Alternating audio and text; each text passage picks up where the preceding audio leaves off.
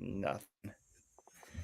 Welcome to 2 Month Review, the weekly podcast brought to you by Open Letter and 3%, which we take one giant book, break it down bit by bit, section by section, talk about it, analyze it, have a good time. This season, which is our 23rd, is about Lanark by Alistair Gray, famous Scottish book, fantastic book, and which we are up to page 334 for this week's episode.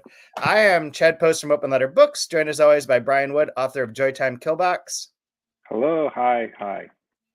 And Kaya Straumanis, editor and translator, and not an art critic, apparently. Not an art critic, not a journalist. Not a journalist, maybe a podcaster, which counts for something. maybe something. Well, this household has had COVID this week, so we're killing it. Still, yeah, maybe this could be the zinger. The only books podcast in which 2/3 of the hosts have COVID and are yet still more comprehensible than Joe Biden. Biden's just taking strays on our. Oh, I suppose you shouldn't say that one either. I was about to say shots fired, and I realized that's really inappropriate too. You can't say anything anymore. We're screwed, man. There's goddamn mainstream media. Not to digress, but I just went to a barber shop here in small town River Falls, Wisconsin, and had the most bizarre barbershop experience I think I've ever had, in which this guy, super tatted up, told me he loves reading. So he told me all about Stephen King's most recent stories, other books that he liked to read, like Girl with the Dragon Tattoo, but the other ones are crap. He really doesn't like The Boys this season. He's very much not down with the politics of The Boys in season 4. He liked it up until this point, and then he just did. He did like what's her name? The Tomy character. Brian, Firecracker. Oh, okay, Firecracker. Yeah. They're like Tomy Lahren meets Joe Rogan character. Firecracker. He's like, I think she's fantastic. She's really great. She's like, based off of Marjorie Taylor Greene, I believe. Yeah, exactly. so that got kind of weird. He also took 30 minutes and maybe cut my hair for 2 of them. So this explains why if you and Alex stand together, the shaved parts in the back of your head spell MAGA. Yeah, it's weird. He spent a lot of time I felt zzz, zzz, zzz. It's oh man, yeah. It's I don't know. I don't even know if they did you, not to get too far off a field, but with The Boys, did they even air today's episode? They did, yeah. It has a disclaimer, because it's about assassinating a president, so it's the timing of it's really poor. I mean, it's really poor. So they were like, "Hey, we don't condone violence of any kind." Okay, we filmed this a long time ago. Yeah, assassination attempt on January 6th, on the day that Trump accepts the nomination. This, timed too perfectly or anything, but. Obviously, we're not a political podcast by any stretch of the imagination. We're pretty equal opportunity, make fun of everything, I think. Yeah. But, these people that are surprised by The Boys season 4, did they not watch season 3, 2, or 1? Because it was kind of in that order, the entire time. It's been very obvious. Yeah. Their stance, how stupid things are. Definitely not a right-leaning show, and I think they thought it was at first because it was making fun of a lot of the Marvel Cinematic Universe's woke agenda or whatever. Did they miss? Yeah, apparently they missed I don't know, 100 episodes. If this is catching them by surprise, I'm not sure about this show anymore. Oh boy, okay. I think that Homelander's a bad guy. Yeah, Homelander for president, man. Yeah. Uncomfortable. So anyone who doesn't watch The Boys, sorry for that digression, but you really should. It's a really fantastic show, especially if you don't mind a little bit of hyper violence, just a bit. Jeez. Yeah, just a lot of male nudity and a lot of violence. If you're like that stuff, which I do, so. that daisy chain for Firecracker was something else that I will never forget. Yeah. Yep. Anyway, so Lanark. Speaking of, I mean, we speaking of could, you know, villains, there's a simple segue back of that. Maybe next season's book should be Hillbilly Elegy. Just, Yeah. just take some. Speaking of pink eye, I don't know that I have enough mascara to even pull off a reading of Hillbilly Elegy. I do recommend, not to be political, but I do definitely recommend the podcast If Books Could Kill generally. But the episode on Hillbilly Elegy is wonderful. It's like such a perfect takedown of like the book, but also why the left like initially embraced it so broadly and like saw what they wanted to see in it, and how the right immediately was clocking that this is a book that hates poor people and wants to take away welfare. And the right was like, this is a great platform book for these reasons. And the left was like, it's telling us about these dumb whites. This is wonderful. And it's like, goes to show like the value of our podcast in that, like, at least we're trying to go through this slowly and figure things out instead of just being like knee jerk, see what we want to see. And then realize 7 years later, well, some fucker from Ohio is trying to destroy all reproductive and gay rights and is now a vice president. That you may have misread things. And that maybe you shouldn't have been whole hog for this piece of shit. Not to be too political about it, but fuck that guy. No, he's married to somebody from Yale, so he's probably got a very balanced perspective of things. It's the best line from the book is where he goes to his Mima and is like, I think I might be gay. And his Mima is like, do you like to suck dick? And he's like, no. And she's like, ain't gay. And then they move on. This is like a legit quote from the book. I don't know. Anyway, so Lanark, guys. or as Lanark says it, he's like, the woman's like, do you ever fancy men? He's like, not in the cuddling way. Yeah, not in the cuddling way. I marked that too. I love that. Lanark, it'll be Duncan Thaw is one that says that. So just set things up where we are in book two of this book, which is the third book that you read. We are in the section where Duncan Thaw, it's all fairly realistic. Duncan Thaw lives in Glasgow. He's been through the war. He lives with his dad. His mother has passed. His sister is off doing things. He is in art school. He is somewhat struggling, primarily with just like not doing things, like not finishing things, which is like something that lots of jokes about, and that is kind of like in microcosm this house that we are located in which things are just definitely not finished.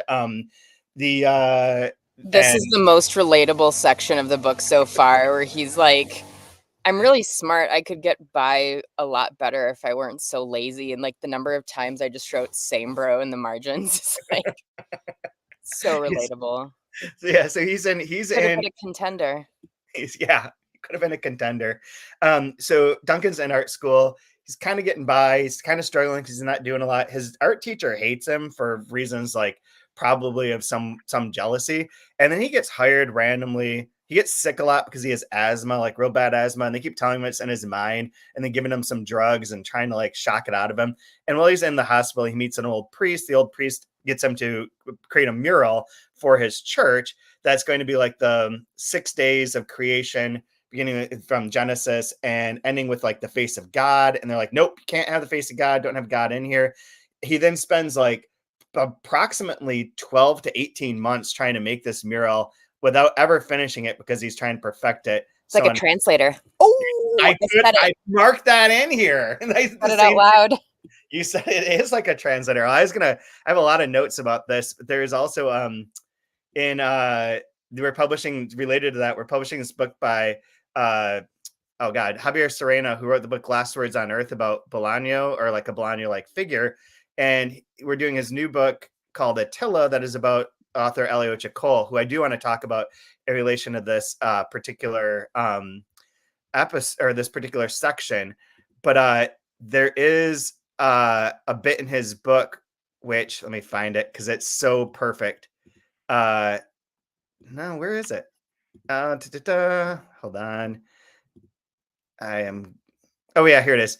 This is what he says. He told me this is Javier Serena from Javier Serena's book about Alyosha Cole, a very obscure Spanish writer who was obsessed with like Finnegan's Wake and complicated books and creating these like intricate structured novel called Attila that we're also publishing. That's like nearly incomprehensible, very like very intense. And this is like a character, Alyosha told him this. Alyosha told me that more than once that he'd spend a whole morning on a single sentence, changing every verb and every adjective time and again, endlessly trying out new solutions, only opt for the original version, unable to move on if a single word wasn't to his satisfaction. And that same thing, Kai, I put like, just like translator, just like a translator. Right. So Duncan's doing that. We do have one. No, we don't in this section. We the other parts of the book, the first book that we read is book 3, which is set in Unthank and has like Duncan in a very dark place in the Institute. And then book 4 will return to that, which we will get to next week. But for this week, we're still in like the realistic section, the art school section, the Duncan Thaw section, and all of that. So what are your general thoughts now, Kaya? You said this is the most relatable section. Yeah, most relatable in terms of like, I'm not saying I'm a genius, and I'm definitely not so self-involved and so just yeah, just like Duncan is, but I definitely the number of times with college and with high school of being like, if I had applied myself a little bit more, I could have probably gotten slightly better grades, but like to what end? Like I'm doing just fine. But I definitely feel that of like you're like, I don't know, like I'm doing well enough. I love all of his arguments. I still feel very familiar in the prose aspect of it. I love all his arguments where the teachers are like, "Man, just draw a light bulb." And he's like, "But why would I draw a light bulb when I could be drawing like light itself, like all these other things?" And they're like, "I don't know, just fucking do it." Like it's the syllabus, just do it. And he like, oh, the advice, like something he said about advice where he's like, well, it wouldn't be advice if I didn't have a choice of whether or not to listen to it. Like he's very I like that part. I appreciate the nonconformity, but he's an increasingly terrifying character. The number of times where he's like, "Well, I would never hurt a real woman." Like, what? Okay, yeah, let's put a pin in that because I want to follow that. There's a whole thread there that I want to talk about for sure. But sticking with his art part, I've never related to him more in mine where I have the hey bro, where he's like trying to do this, trying to do his painting, and he's like, he gets all caught up in bizarre sexual fantasies, gets rid of them by quickly masturbating a few times, which gives him the space to like work on his art. And like, I'm seen. I feel seen.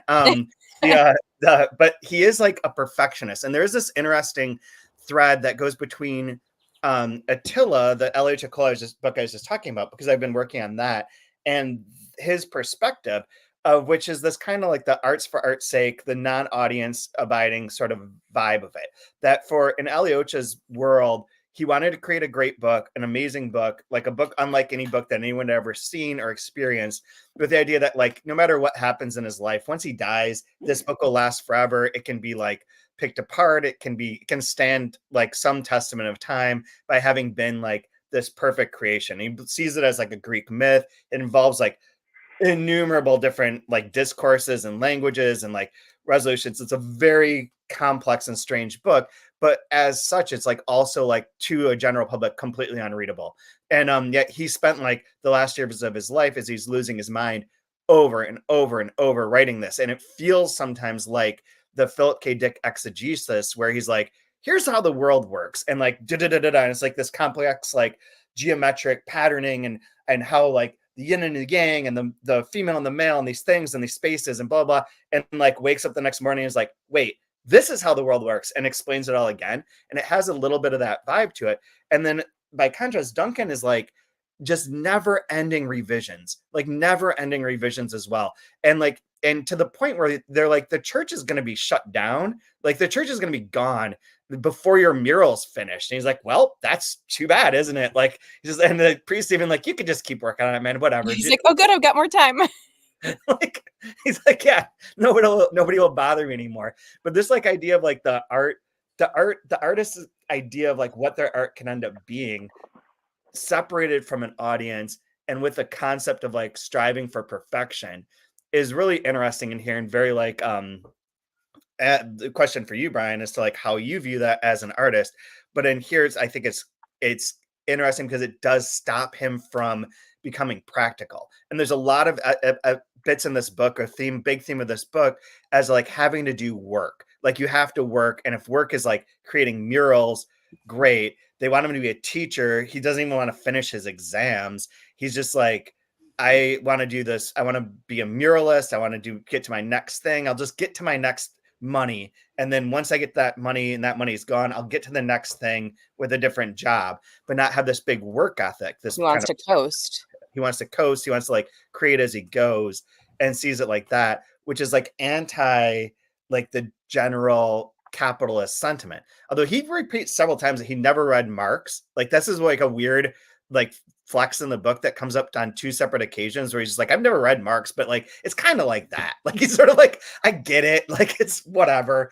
But he's like the anti-capitalist vibe, while everyone around him is like so Scottish, like Protestant, like get to work, practical, capable, fulfill your duties sort of bit. And it does call into question then like that as the idea of society that did support artists and did support crafts and craftsmanship and like creation and creativity, and now is basically like, dude, you got to teach, be a librarian, do something that works. And that happens in this Alyosha Cole book too, the book about him by Serena. His family is like, you need to just fucking stop this. Like you're living in Paris, you're living in like a hovel, you're trying to write this book that nobody's going to read and nobody cares about. Like come back here, we're rich, we'll give you an office job, you only have to show up twice a week. You can do whatever you want, but just stop with this. So there's that like practicality versus creativity thing that runs throughout this pretty heavily. But Brian, are you a perfectionist in your writing, or are you a slapdasher and move on? It doesn't look like it, but I actually am a perfectionist, which is odd because the work doesn't come out perfect at all. So, but you never finish it, complete it. Yeah, no, I completely identify with the dread, the anxiety of working like that. Because I know we had mentioned it maybe a couple episodes ago, and if somebody missed it, the idea of 100% of the idea in your mind, and then the angst of knowing you're only capable of maybe hitting 80, 85%, and being okay with that gap, with that chasm. And I think this illustrates it wonderfully with the amount of time. Like people are just like, just do it. Who freaking cares? And it's like, well, no, I want it to be perfect. I have the idea of it. I want to get as close as possible. And no matter what, you're going to have feelings of regret on what you produce because it's not your best. And you have to be okay with what that gap is. And that's the constant angst. That's the constant struggle. That's all the isolation, depression, all of that is because of that little gap that you didn't hit. In this too, it's like it comes down to like even inches, where he's like, look at the tree of life, it should be 2.5 inches to the right. Yeah. He's like, I'll redo the whole thing. Yeah, like that is it's like it's something as stupid as like, is do I have a powerful sharp noun? Do I have an energetic verb? Like the line sucks, it doesn't hold up right, and then you got to move on, and then it gets, maybe you didn't have a chance to get back and have it exactly how you want it, and then it gets published, and you're always gonna like know, like, oh crap, that's in there.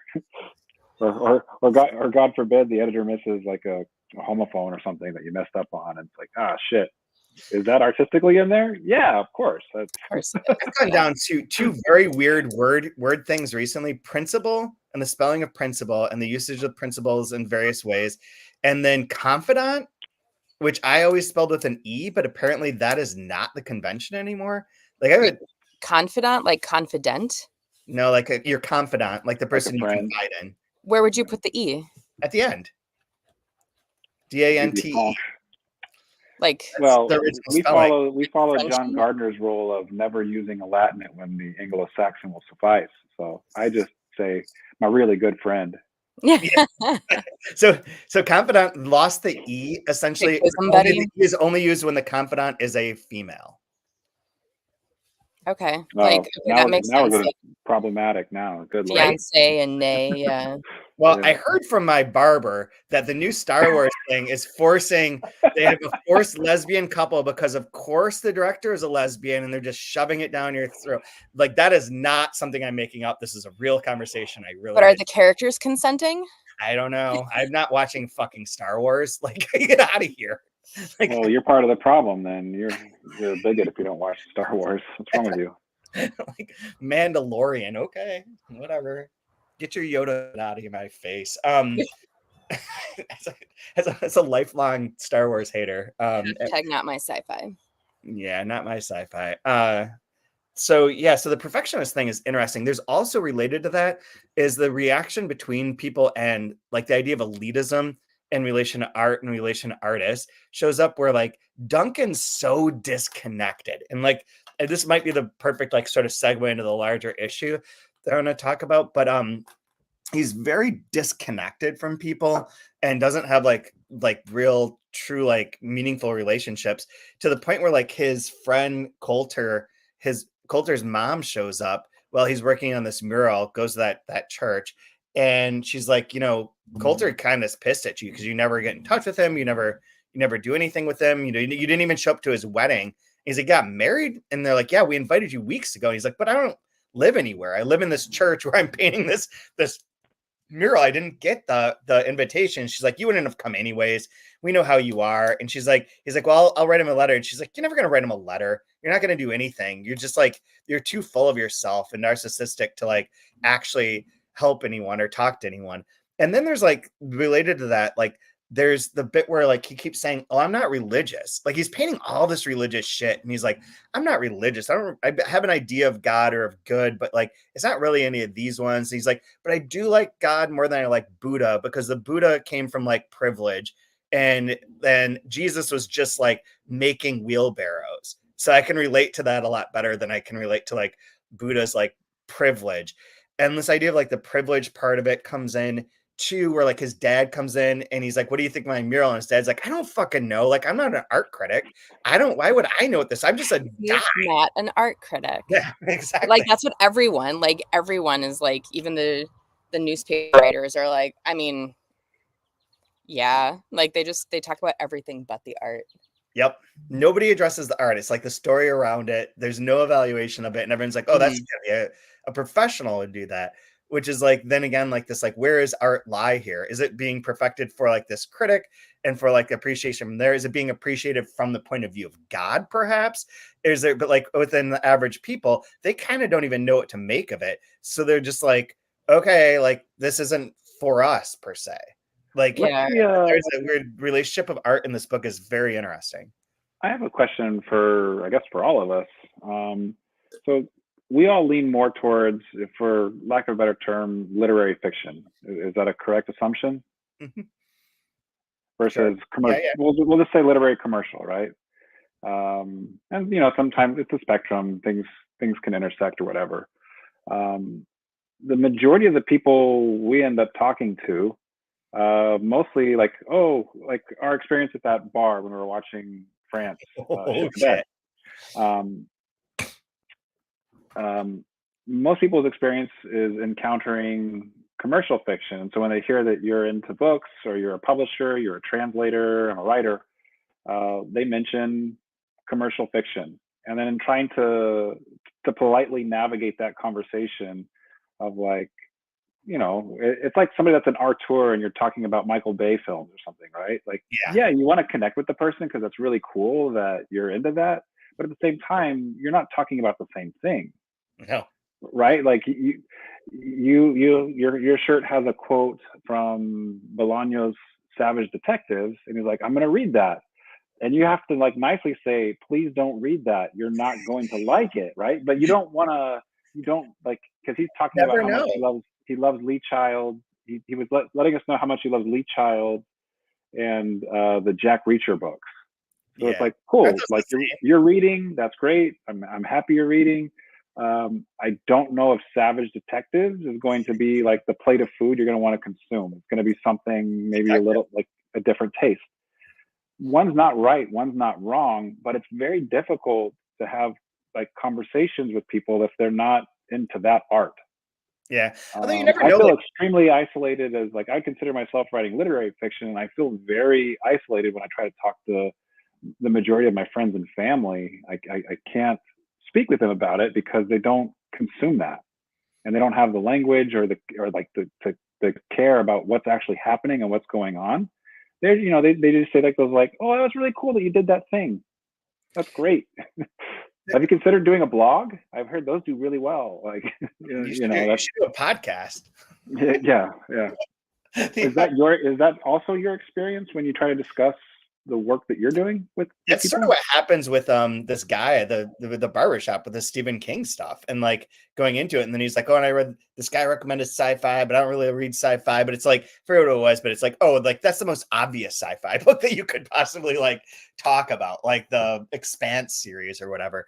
But I was having like a struggle with this last night, which is why I have all these notes on it. And that I've been reading a different Scottish book actually by Donald McLaughlin, Beheading the Virgin Mary and Other Stories, which is interesting because some of the places overlap with Lanark. Like they talk about the Paisley, going to the Paisley a lot, and like it's an area outside of Glasgow. So it's interesting. It's got like its own unique language. But I'm reading it because I want to write about the two books that he translated and his fiction, and do something with that. And last night I'm like, yeah, I can, I'm working on this. I'm thinking, I'm trying to figure out what to do. Nobody cares. Like, it's not going to connect with anyone really. Like, it's just not, it's there. This isn't a popular book. Unfortunately, this is quite good. The two translations they did are probably, I don't think they have a huge readership either. They're very small and quiet. Like, there's not a lot there. What am I doing this for? Like, what is the point of it? How perfect do I have to make it? Which is like where I reside in that whole like spectrum thing is like, well, then fuck it. Like, I'll write what I want to write and throw it out there because perfecting it is going to make no difference. Like, if I really struggle over and over with something, it's not going to change the number of people who will read it. And then what am I doing it for? Is like, is it just to like try and sell a few copies of these books or get a few readers? And how much time is it worth to get to sell 5 books? Is there a higher order to this? Is there like a different reward system to it? Like, what is the point? So like, I see like, this is kind of a side tangent to what you're saying, but like, there is that hard, like the commercial side, the like what you're trying to do over here and how to bridge that. And sometimes I feel like there's that magic of like, sure, maybe he doesn't know what the fuck Savage Detectives is going to be, but maybe he reads it and loves it. Like someone who reads like Vonnegut and suddenly like, oh shit, I'm into like this thing, and I'm into like these kind of like quasi metafictional like fourth wall breaking books. Suddenly, like it's opened my eyes. Like maybe that happens. Maybe I think it happens more when you're younger. Maybe it doesn't. And then maybe there's like those bridge books. Like Lanark's maybe not the best example. Savage Detectives maybe not the best example, but I think some of our books and like Delkey books and they've worked on and open letter titles are like kind of that in between where they're like they're never going to be like the Elisa Shua Dusapin books. Those are relatively popular. They're not commercial fiction in that sense, but people gravitate towards them and can read them. And part of it is that she's won the award and you've been told that they are that. And so they fit there, but they can maybe bring you a little bit into this world. God, I'm talking a lot, but I have one last thing I want to say is that there's also I think the social pressure that why would you spend your time reading one of these books that nobody else has read? So like this guy, my barber is like, I'm going to read Stephen King because everyone reads Stephen King. They all know Stephen King. And like that guy in the Jack Reacher, they have a show about Jack Reacher. So I read Jack Reacher. Like, why would I read something that nobody else reads? Hence our podcast. Yeah, I mean, I don't know, like yeah, why do you read things why would you read something that no one else is reading because you're interested in it? Why would you read something that other people hate? Like I remember way back,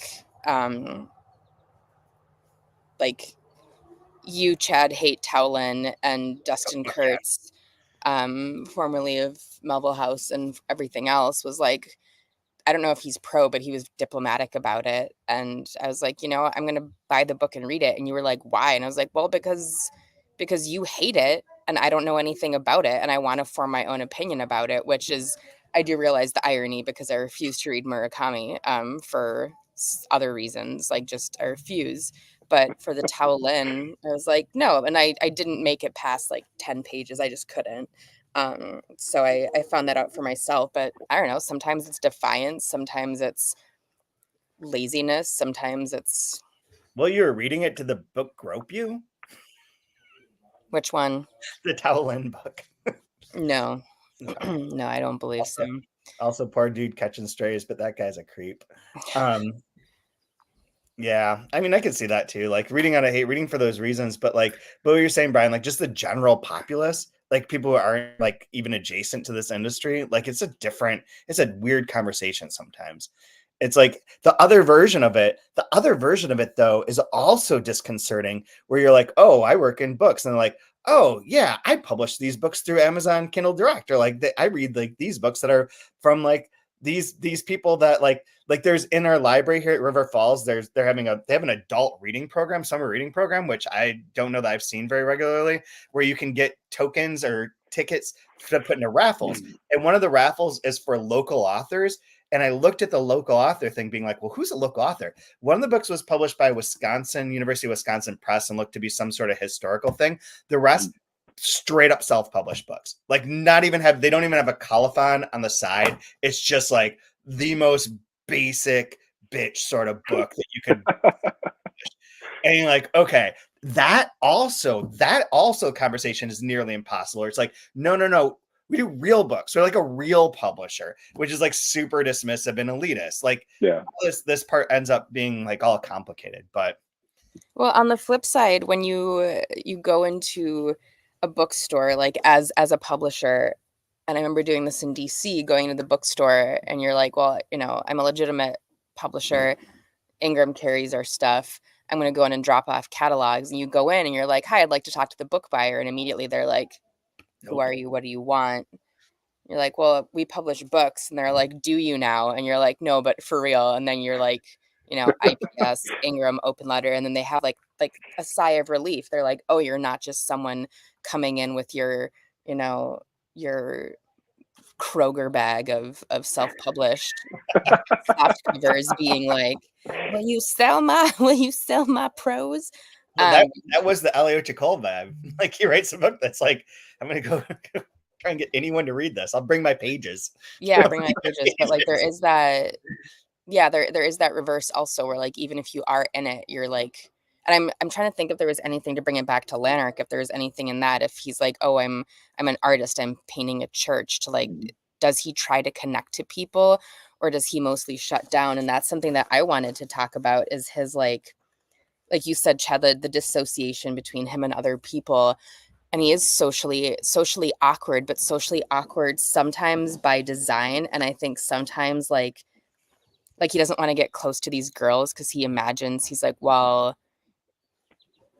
like I have it somewhere in the margins where I'm like, is this how boys think too? When you're like, oh, I don't want to like just take her hand and hold it because she might do these like five other things that lead to these six other things and then lead to heartache and heartbreak and my suicide. So I'm just gonna like skip that and not like not ask her to coffee. Like, is that like, I feel I wasn't that intense when I was a teenager, but I do remember that like being like, oh, I'm gonna do this thing and like look brooding and try to see if someone will come talk to me. But this is like extreme. You guys need to check out on the 3% blog post for each one of these. I have AI create a visual for it. The one for last week is pretty spectacular, of an emo Scottish boy painting in the street. It's like amazingly well rendered. I keep forgetting that you do those. Oh, they're top notch. Like that shit comes out wacky. Related to that though, so there's that anxiety of like being around the women and not knowing how to treat women. And one of the things that's like in this section a lot too is how generally decent people are. Like even like we talked about this last week, Brian and I did, about the like even his friends like, well, I didn't invite you to the party, but I thought that you had a hot date. Like I didn't want to like ruin that. And he's like, well, that person didn't even show up. And they're like, oh, I'm sorry. Like I didn't mean to like. Right? Everyone's like weirdly like logical and rational in their responses to stuff. His dad's like father, yeah, care of him, and he's like, you have to slap me, like shock this out of me, like slap me in the face. And his dad like slaps him. He's like, that's not hard enough. Slap me harder. His dad slaps him and just breaks down crying. And it's like, I can't believe I did that. Like they're like, everyone's like truly decent. Then that's counteracted with this idea that all these women stand him up or like reject him. And this is like incel 101 training. I was like I have a watch history now for like looking up incel stuff last night for like an hour. of Oh my like gosh, I did that 2 days ago. it's like Statistics, and you can track it with Tinder and online dating apps, and looking at the way I think the statistic was ages 18 to 30, not having sex within a year has tripled since 2009. It's really alarming. yeah. Yeah. And then on Reddit this morning was this whole dating thread. It was like, I'm in Rochester. I cannot get a date. I've been on these apps for 3 years, and it's all these people being like, I had to give up. I finally met someone in Florida. Everyone in this area sucks. It's impossible. Blah blah blah. It's like, whoa, this is these two worlds are colliding. But part of the him. So boys do worry about this stuff in real life too. Yeah. Is what you're both saying. Yes, and he's being rejected in such just directly rejected ways. June stands him up multiple times. Marjorie's like, well, you're not being man enough. You got to take my hand or do what you want to do. And then he's like, okay, I'm fine. I want to paint you naked. Come to my studio. You're going to paint you. And she's like, okay. And then she's like, nah, I'm not going to do that either. And he's just like, fine, fuck it. And then he goes to a prostitute, and the prostitute's like, what is this eczema all over your scrotum? And he's like, Jesus Christ. She's like, I'm not even going to take your money. Get away from me, you gross human. This dude is being super red pilled into being anti-woman. And with that first bit, when he's Lanark, and when he's in On Thank, there's all the references to you raped or murdered this woman, you were culture raped or murdered this, on and on. And this is the point where I feel like his decline is he's getting sick, he's losing his shit. He doesn't eat. He's painting endlessly with no end in sight. Every woman is rejecting him. Where is he going to go? His father's moved away by the end of this section. He's like, you can just use the house. His father's like, can I be independent now? He's like, I have to go do my own thing. I'd like to empty nest, please. Yeah. And he's like, you can stay there if you want, but I'm gone. He's just breaking. Yeah. One of the interesting things I was thinking about in relation to that was, with all the religious tones to it, obviously Dante shaped our view of what hell is, right? With pitchforks and fire and that kind of stuff. But theologically, if you think about it, hell is essentially the absence of God, right? Mm-hmm. And this isolation, and this what he's going through, he's spiraling. These things that give him, whether it's art, whether it's the ecstasy of creation, interfacing with people with that, he is becoming more and more and more alone and isolated and separated from what would be considered divine in his life. And you're seeing how awful and terrible, and clearly there's going to be some bad repercussions from this. I think it's set up really well for that. But yeah, I like this concept, this idea of the absence of God, is what we're seeing with this descent into purgatory and hell for him.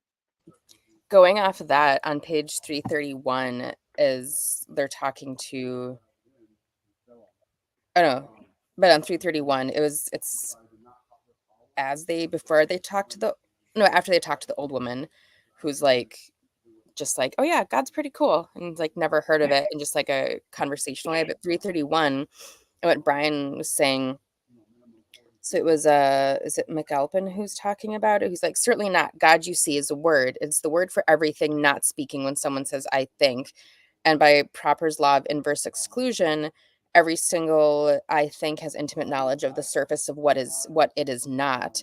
And I wrote, Chad knows I have an obsession with pataphysics. But that's sort of what you're saying, Brian, the absence of one thing is the existence of another. And that goes for ideas and understanding as well. I think this section was very interesting for that, where he's there's so much existing in the lack. And that's actually a question that I have to go off of that. And Chad, you probably know the answer because you've read this before. But Brian, what I'll ask you then is, do you think Duncan / Lanark actually does rape and or kill someone, or do you think this is all like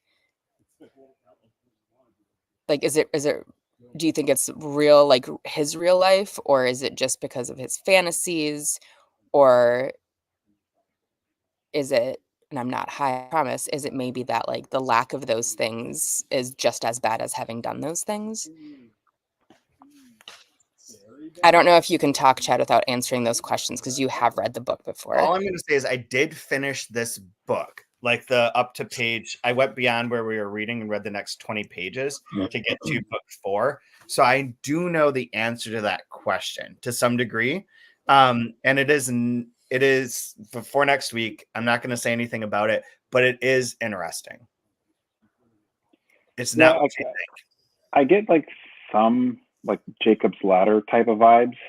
Obviously, like what is supposed to be real or not. Like this dragon scale thing seems pretty not real. But obviously, like these. He does have eczema all over his nuts, so true. We call that dragon scale. It sounds a lot better than whatever STD you want to have. No, but yeah, but then like the like the pastoral of his youth feels that feels fairly grounded in realism also, but it also feels dreamy at the same time. So yeah, I don't know what's real or not, but I mean obviously if you did horrible things, it makes sense that you'd have a different name and try to show up as a different person, whether that's for if it's done like because you've done things in your mind and it's your mind fractured to give you a sense of stability with what the reality is, or whether you're trying to hide from the police or something. I take it more as a dreamlike state, like a fever dream. So related to absence thing too is page 292, where when he's pissed, he's like, if you exist, let me kill her. If you exist, let me kill her. So if God exists, then God would allow Duncan to kill Marjorie. It is Marjorie he wants to kill here, right? And not the other one. Yeah, he always wants to kill Marjorie. Yeah, he sometimes feels like he wants to also kill June. But Marjorie is the real one. Mm-hmm. And then he has a dream. He lay like a corpse, his brain rotten with resentful dreams. He tortured her in sexual fantasies and revised and enlarged the farewell speeches he had failed to make while parting, and minutely remembered and resented every moment they had passed together. Like it's getting dark with that sort of negative part. But yeah, I can't answer your question without giving things away, and I'm going to let that lie. But I think that also the things that I would be able to say actually don't mean anything until we get into book 4, which I did not start. I think you need the next bit to like reframe this section. Makes sense. Okay. But yeah, but it totally does. I mean, it all is set up that he's like falling apart and he's angry at women and he's been becoming he's an incel, he's involuntary celibate. I think that makes me think another thing that's interesting is that like there's one part, I think it was in this section where early on they, instead of Duncan Thaw, or the newspaper, even the school newspaper calls him like, is it Douglas Shaw? Like that, another one of those identity slips where it refers to him as someone else. Right. But even they're like in the hospital when the professor comes around, they're doing their rounds and he's like, here's this young man who's, partially for real sick, partially psychosomatic. It can all go back to like the war and how his family split. And he's like, we didn't split. Like, yeah, like, that's right. We all moved. And they're like, well, the dad wasn't around. And he's like, but he was. Like all these not fabrications, but just like misinterpretations or misrememberings, or like this, his, like, yeah, like didn't we talk about this a couple weeks ago? Like, where is the trauma? Like, he doesn't have any real trauma yet. And even at this age in the art school, he's imagining these traumas of like, oh, I bet she's like sleeping around with somebody else, or she doesn't want to meet with me. And like, even with June Haig, where he's like, she keeps standing me up. Like when we see them when she's their waitress, like June just seems kind of airheaded. Like she probably is just kind of dumb and forgot, like, and they're just like scheduling things. He's like, let's meet at this time at this place. And she's like, okay. Also, there's. I think that the only trauma, the only pain things is through like the peers, like maybe the teacher that's mean to him, but generally like the females who don't offer him companionship, and that's frustrating to him. But he also like sort of gets past it pretty quickly. Yeah. And is just like absorbed in his art. The other thing to tie this back into my barbershop experience is that his mural gets criticized for representation. Yeah. They're like, ooh, He makes Adam's a little Adam's too too dark.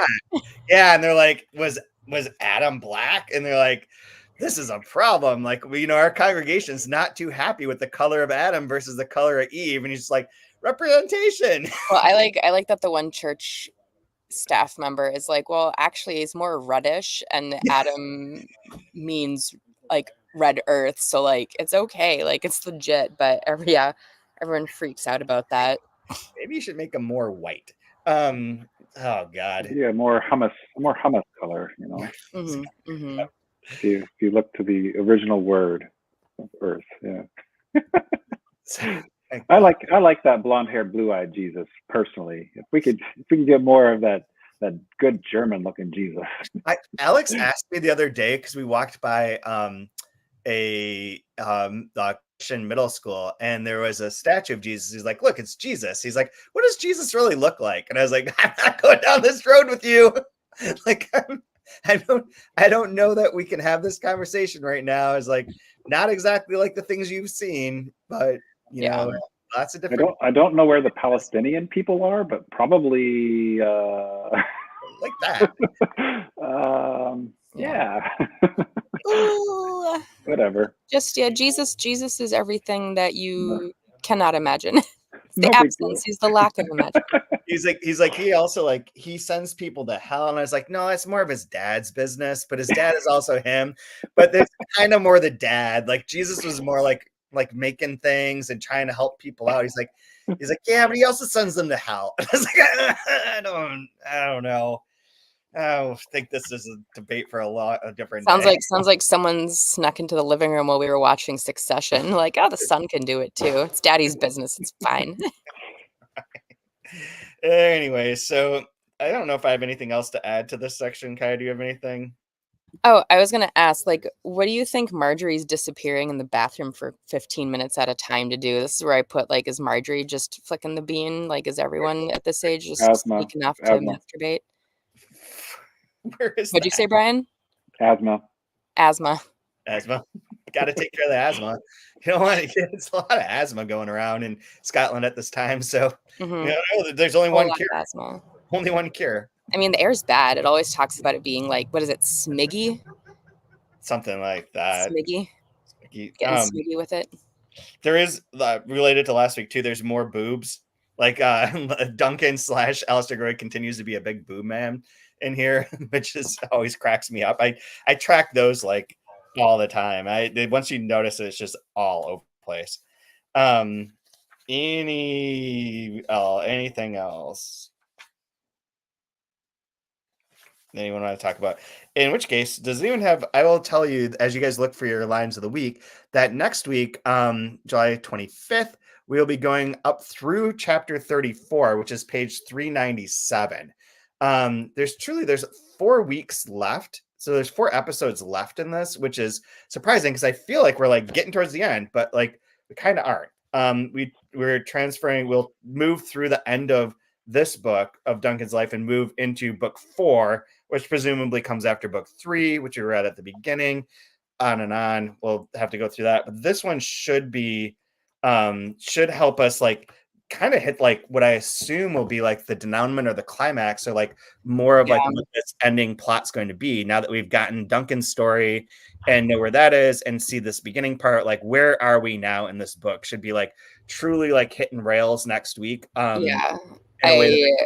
don't know how you guys feel, or Brian, how you feel, but I definitely like, there are a lot of things in this section that I like and a lot of things in this Duncan section that I like and I enjoy reading it, but it is kind of like, it's a lot of like waiting, a lot of build, a lot of waiting for that other shoe to drop, but I don't even know that the first shoe is dropped. I don't know where the shoes are, guys. Where's the footwear? Fair enough. Brian, do you have a line that you want to read? Yep, I resemble this remark on page 320. It's right in the middle. When will you finish this, Duncan? I don't know. Good heavens, you asked for 3 months and have taken 7. Yep. Yeah. That is the I don't know, any artist at work. Yep. And unpaid labor at that. So you kind of have the Yeah. Do you have one, Kaya? If not, oh, do I? Oh, do I? I'm at the bottom of 328. Where Duncan is at the church, and then McAlpin and Drummond and Macbeth all come in like rip roaring drunk and just start like, they're like, "We are here," said Drummond, "because we read in the papers that you are holding weekday services in which Negroes are raped by white women." And then, okay, that's not the part, but then McAlpin says, "You will gather that we are slightly puggled." And then "Stocious," said Drummond, and "Miraculous," said McAlpin. And I just wrote that that's like the Letterkenny skids. Yeah, it is like the Letterkenny skids. Miraculous. Just burst in, and they're just like, it's like when they show up at the produce stand, and they're like, "Hello, Hicks." Yeah. We've got a proposal for you. Like, it's very much Stocious, so. Miraculous. Mine goes back to something I mentioned earlier, but on 299, he's sick, he's in the hospital, chaos is happening, and his dad's there, and he's like, "Would you like me to bring you Lenin's Introduction to Dialectical Materialism?" "No." "That's short-sighted, you Duncan. Half the world is governed by that philosophy." I just love he's just like, "Nah, I'm good. I don't need this Lenin stuff. I don't need the Marx stuff. I've got this. I'm all on board." Anyways, so I guess we can leave it there. Yeah, so next week up to 397, we'll be back on the same bit. World will be probably politically changed once again. We'll try and again avoid complications with politics, but hard to avoid that right now. There's a lot going on. Oh, other thing of things changing a lot going on. There's a lot of I finally remembered. It seems like a lot of crossover or cross pollination with your boys that you've been episodes that you've been watching, because like all the mentions of like holes. That was one of the other lines I actually liked, where sometimes you can make a hole and fuck it. where Duncan's basically like, "No, you're right. Like, not having access to the hole and the woman being mean is like, that's double painful." That whole section, I forgot to bring that up in the incel part, but that was like, that truly was like so dark. He's like, "The holes aren't open. At least the holes are open." He's like, "No holes are open. And she's mean to you?" It's like, "What are you doing?